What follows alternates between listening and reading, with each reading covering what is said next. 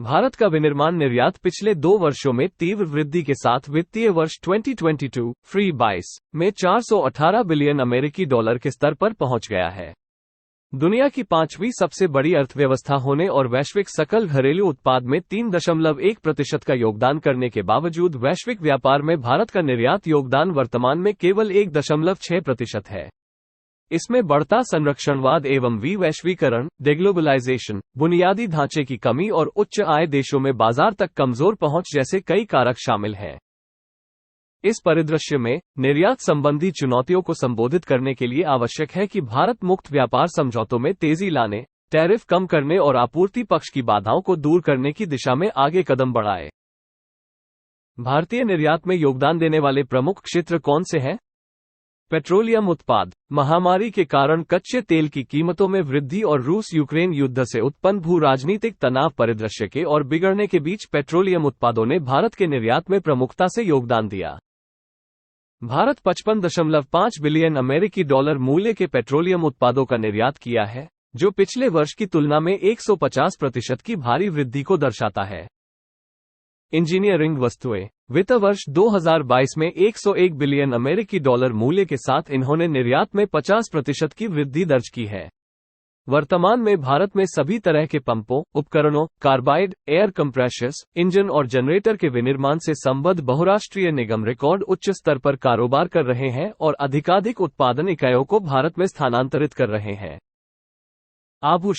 आभूषण क्षेत्र ने वित्त वर्ष 2022 में भारत के निर्यात में 35.3 बिलियन अमेरिकी डॉलर का योगदान दिया। इस वर्ष के बजट में कट एंड पॉलिश्ड हीरो पर आयात शुल्क घटाए जाने से इनके निर्यात में और वृद्धि का अनुमान किया जा रहा है। कृषि उत्पाद। महामारी के बीच खाद्य की वैश्विक मांग की पूर्ति के लिए सरकार के प्रोत्साहन से कृषि निर्यात में उछाल आया है।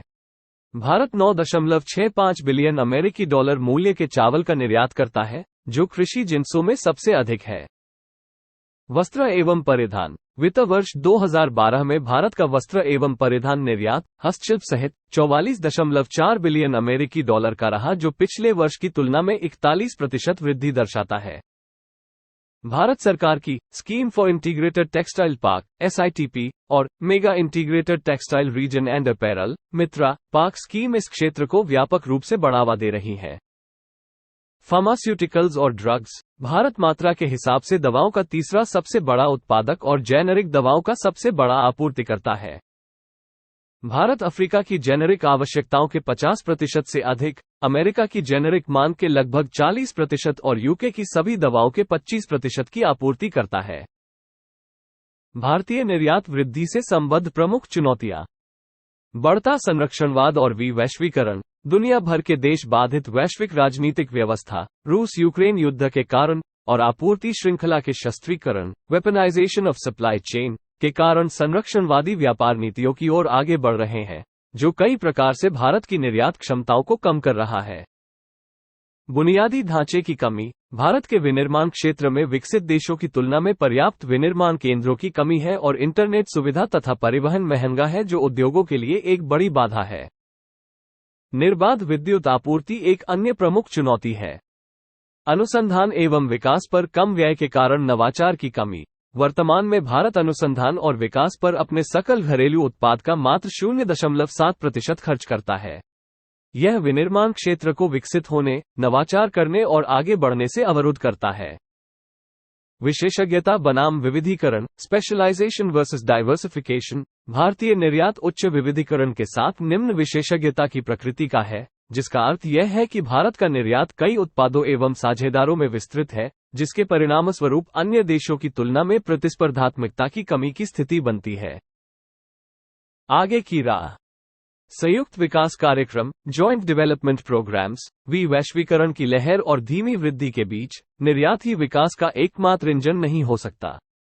भारत के मध्यम अवधि की विकास संभावनाओं को उज्जवल बनाने के लिए इसे अन्य देशों के साथ अंतरिक्ष, सेमीकंडक्टर, सौर ऊर्जा जैसे विविध क्षेत्रों में संयुक्त विकास कार्यक्रमों की तलाश करनी चाहिए।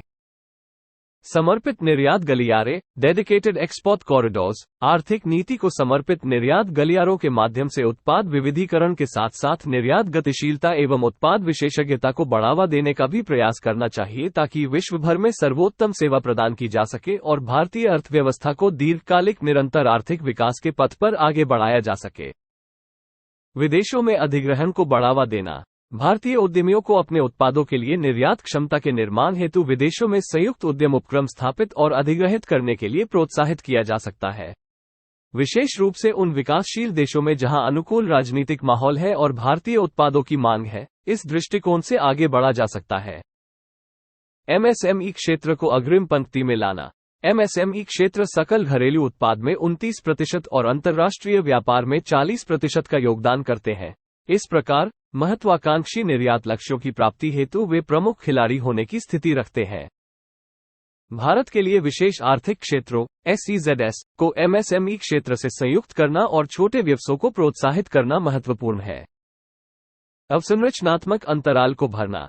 एक सुदृढ़ अवसंरचना नेटवर्क, गोदाम, बंदरगाह, परीक्षण प्रयोगशाला, प्रमाणन केंद्र आदि से भारतीय निर्यातकों को वैश्विक बाजार में प्रतिस्पर्धा कर सकने की सक्षमता प्राप्त होगी। भारत को आधुनिक व्यापार अभ्यासों को अपनाने की भी आवश्यकता है जिन्हें निर्यात प्रक्रियाओं के डिजिटलीकरण के माध्यम से लागू किया जा सकता है। इससे समय और लागत दोनों की बचत होगी।